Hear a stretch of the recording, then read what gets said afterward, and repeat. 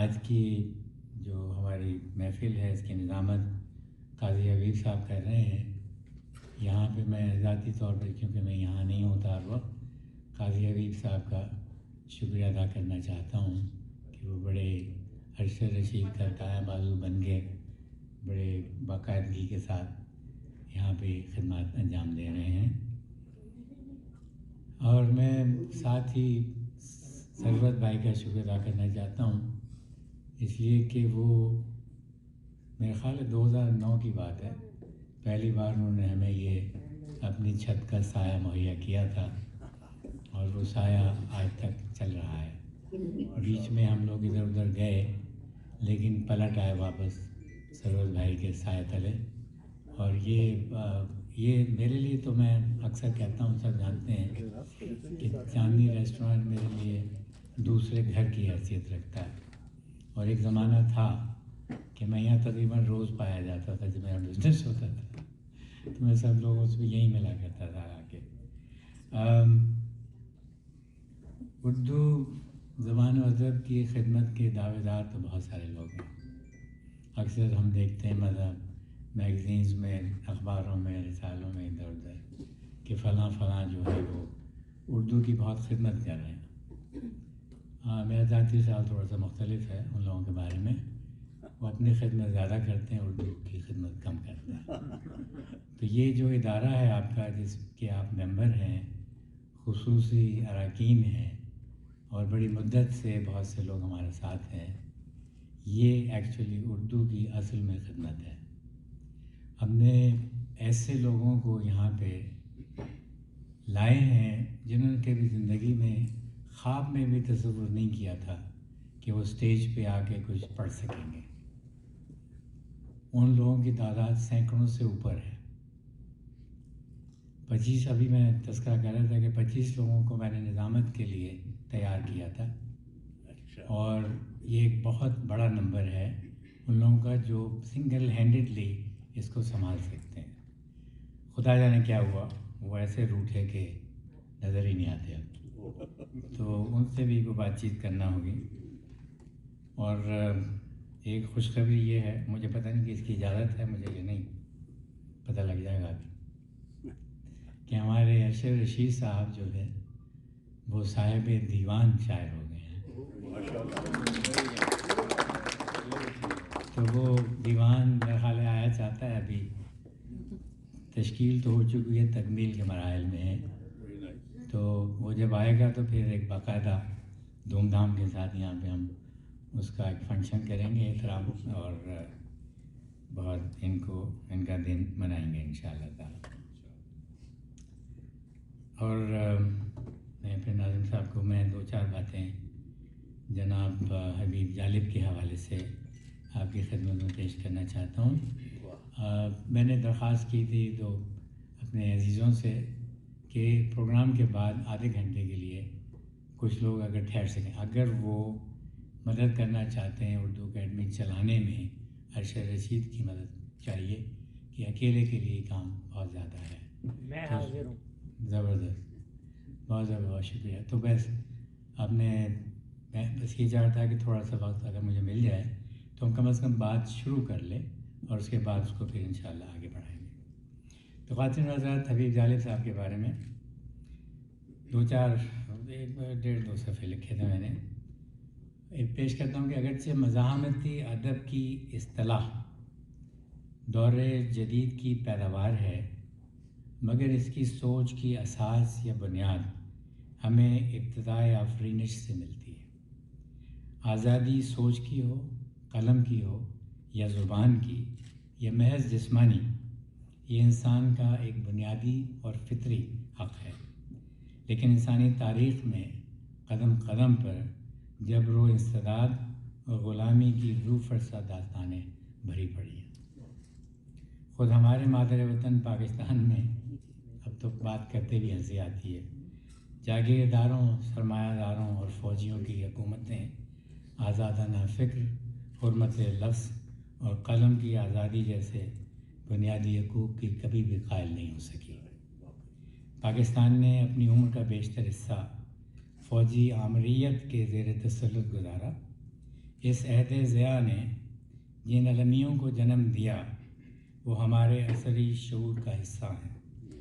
ہماری بدقسمتی ہے کہ پاکستان کی گزشتہ 75 سالہ تاریخ میں ظلم و ستم، جبر و تشدد، استحصال اور افراد ملت کے حقوق کی پامالی کی المناک اور شرمناک داستان ایک تسلسل کے ساتھ اپنا وجود برقرار رکھے ہوئے ہیں۔ بار بار مارشل لاء کا نفاذ، نام نہاد ایلیٹ کلاس یا طبقے کا حکومتی اور تجارتی اداروں کا قبضہ، غیر تعلیم یافتہ لوگوں کی بڑھتی ہوئی تعداد اور چڑھتے سورج کے پجاری بیوروکریٹس نے، جیسا کہ میں پہلے عرض کر چکا ہوں، مزاحمتی شاعری کی اصطلاح یہ اس زمانے کی پیداوار ہے، اور اگرچہ دور جدید کو ہی اس کہا جاتا ہے، لیکن نذیر اکبر آبادی کو ہم پہلے عوامی شاعر کے طور پہ یاد کرتے ہیں۔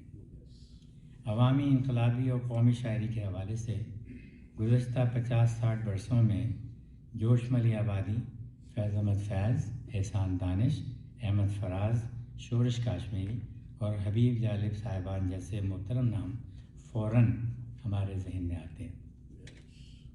مسلسل خوف اور ظلم و جبر کی اس فضا میں حبیب جالب صاحب جیسے سربراہ کا نام ہمارے لیے بہت قابل احترام ہے، جنہیں کسی شک و شبے کے بغیر دور جدید کا عوامی شاعر کہا جا سکتا ہے۔ پاکستان کی بدقسمتی کے ایسے عظیم ناموں کے ساتھ ساتھ ایسے مصلحت اندیش نام نہاد دانشور اور لکھاری بھی آئے جنہوں نے چند سکوں یا دوسری مراعات کے عوض اپنے ضمیر فروخت کیے۔ احمد فراز صاحب کی نظم خیر مقدم اور حبیب جالب صاحب کی نظم میں نے اس سے یہ کہا میں ایسے ہی کرداروں کی جانب بہت واضح اشارات موجود ہیں۔ ایسے مفاد پرست کرداروں کے درمیان حبیب جالب ہمارے عہد کا ایک ایسا محترم نام ہے جنہوں نے مکمل دیانتداری اور تسلسل کے ساتھ اپنے فن شاعری کو احتجاج کا وسیلہ بنایا اور ہر جابر حکمران کے خلاف آواز اٹھائی۔ حبیب جالب نے اپنی سوچ کے اظہار میں کبھی مصلحت اندیشی کو آڑے نہیں آنے دیا۔ عوام کے بنیادی حقوق کی پامالی، حکمران طبقے کی بے حسی اور آئین کی بے حرمتی پر حبیب جالب کے دل میں درد اٹھا تو ان کے انداز میں شدت پیدا ہوئی۔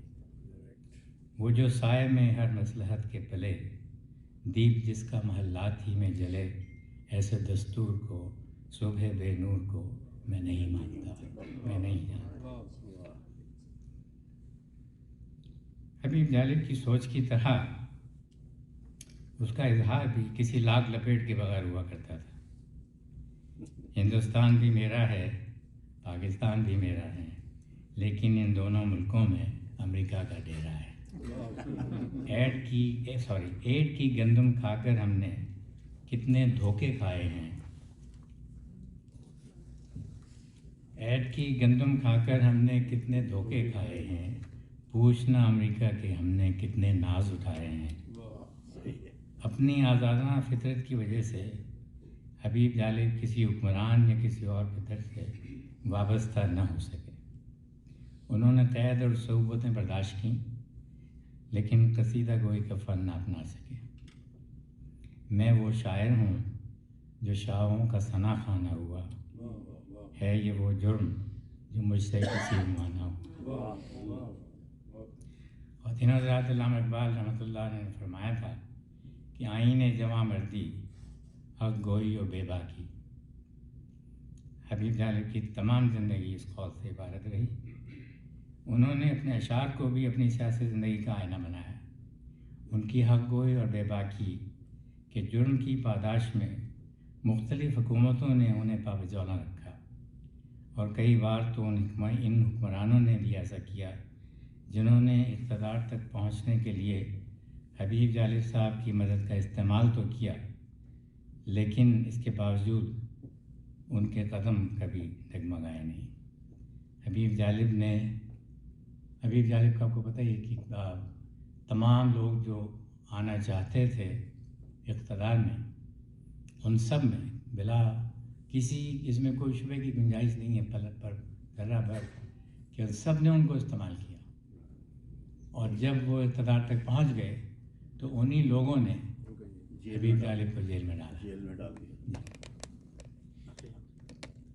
تو میں اس کر رہا تھا کہ آغاز شاعری برگ آوارہ میں روایتی غزل سے ہی ان کا آغاز ہوا، لیکن بہت جلد انہیں اپنے مقصد اور مشن کا احساس ہو گیا، اور پھر وہ ہر پل سچ کی آگ اگلنے والا ایک آتش فشاں پہاڑ بن گئے۔